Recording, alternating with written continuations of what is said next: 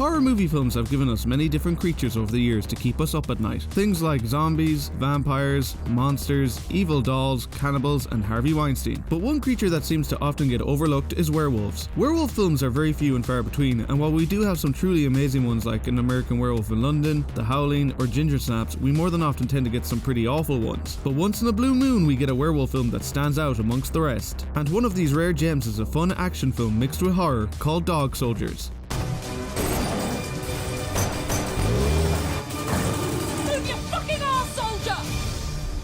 I love it when a posh bear talks dirty.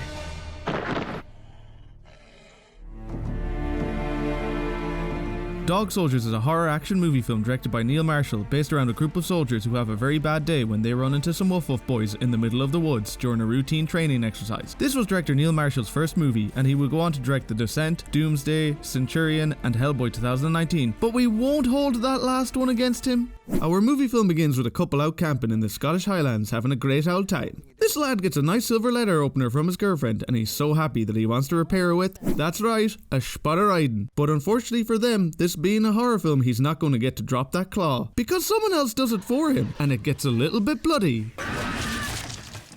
Hashtag pushed.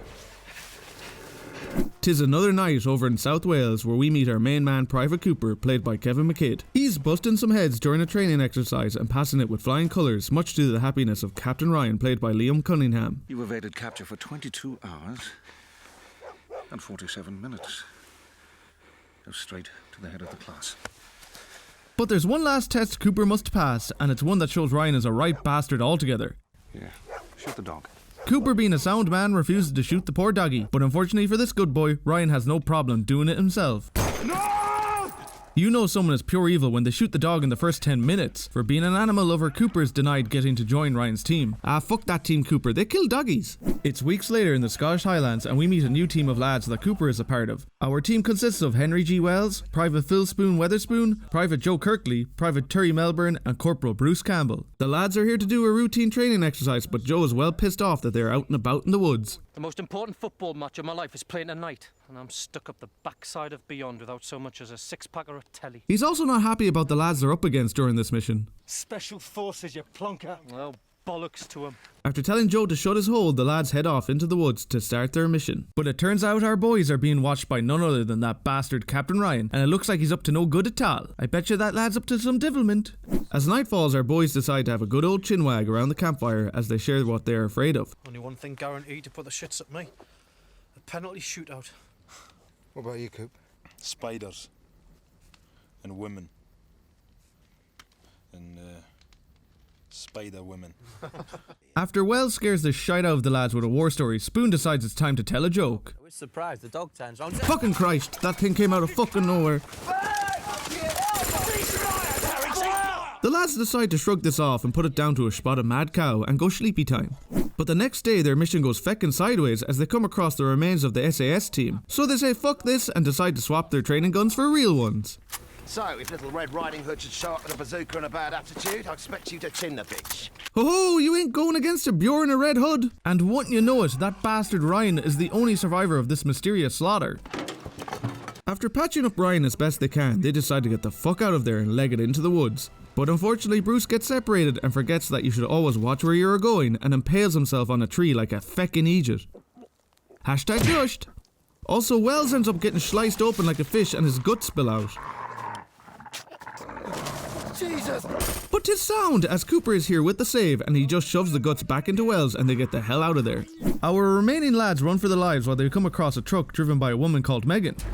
Get in! Megan loads our boys into the car, but not before one of the werewolves drops the claw through the car's roof and tries to get the lads. But the lads say fuck that and stab the absolute shite out of it before it runs off. With the Woof boys now dealt with, Megan brings our lads to a secluded house in the middle of the woods to hold up and treat the wounded. But it turns out this place is deserted. Or is it? Oh, that Woof wouldn't hurt anyone. With the place empty, the boys decide to treat themselves to the food that's there and figure out what to do next after the werewolves totally bushed up the jeep. So the lads have no choice but to hunker down and defend the place from the Woof boys with whatever they can find in the house. We discover that Megan has been out here for a while and reveals to the lads just what has been attacking them. What are we talking about here, wolves? Not entirely wolf. nor all human, but something in between. So werewolves. Yeah, I'm pretty sure the lads could have figured that out by now. As the rest of the lads treat themselves to a nice spot of tea, Cooper and Megan take Wells upstairs to treat his wounds. But first they have to get him pissed drunk, and Cooper shows his bedside manner. Hit me! Oh, you fucking pussy, hit me! But later on the power goes out and the werewolves attack. All feckin' hell breaks loose and the boys unload on the wolves. This is kind of a gas fight as the lads just use everything they have to their advantage. Although Joe does accidentally give a werewolf a shotgun. And Spoon absolutely hammers the shite out of one of them. But upstairs one of them goes for Wells. He's lucky he has Cooper here to save his drunk ass again as the two of them shoot these doggies back out the window.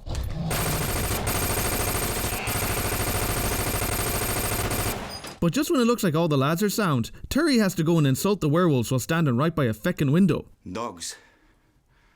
More like pussies. Good luck to you, Terry! Hashtag dushed! With the place being in an absolute state and being -1 Terry, the lads realise that the only way they can survive this is to outlast the night. So they build up their defences again, and Megan gives us a bit of info that could set up possible sequels. Those things out there are real. And if they're real, what else is real? Megan also reveals to the lads that there is a Land Rover in the barn, but to get there they gotta cross werewolf country. So being the loudest one out of the lot of them, they decide to send Spoon out there to cause a distraction. Come and have a go if you think you're not enough! This one lad is well up for bushing Spoon's head in. Joe manages to get inside the barn and hotwires the car. Ah look, 'tis Terry! Oh Jesus. Hashtag dushed. Joe gets the fuck out of there and backs up to the house so the boys can hop in. But there's one problem with this plan. You're behind me, aren't you? I'm gonna fucking have you! Well, at least you tried, Joe. The lads open the back of the truck only to find the werewolf having himself a spot of sloppy Joe. So they shoot the fuck out of it and get back inside.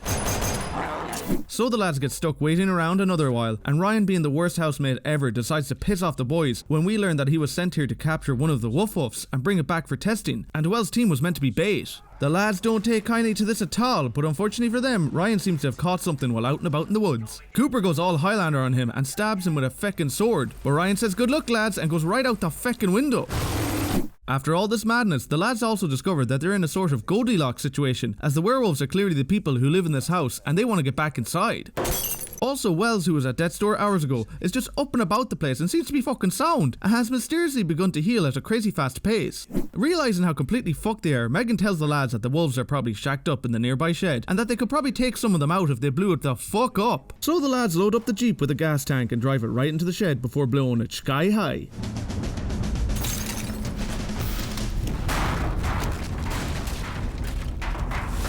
But it turns out that Megan is a naughty fibber and there were no werewolves in the barn after all. And she's also part doggy. How she hasn't turned into a werewolf by now is never explained, but fuck it. Wells shoots her in the face, so let's get into the big fight with the Woof boys. Wells and Cooper leg it upstairs but only end up getting stuck in a bathroom up there.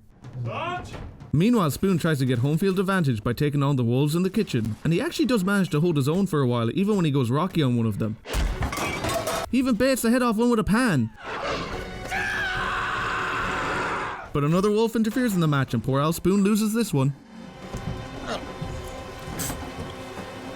I hope I give you the shits, you fucking wimp. Meanwhile upstairs, Cooper and Wells have decided to hide out in this wardrobe, only to discover the literal skeletons this family keep in their closets. They shoot through to the kitchen and look for Spoon. Where's Spoon?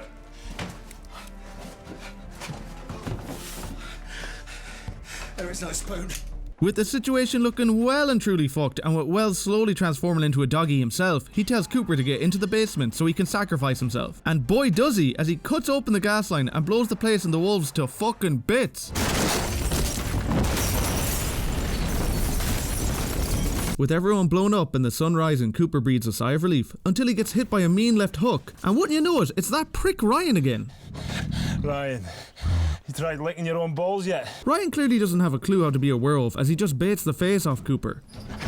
But with a little help from that good boy Sam and that handy silver letter opener from the start of the film, Cooper manages to dust Ryan. But not before making a football reference. I think it's all over. It is now. With all the Woofs finally dead, Cooper and Sam get the hell out of there and our movie film is dushed.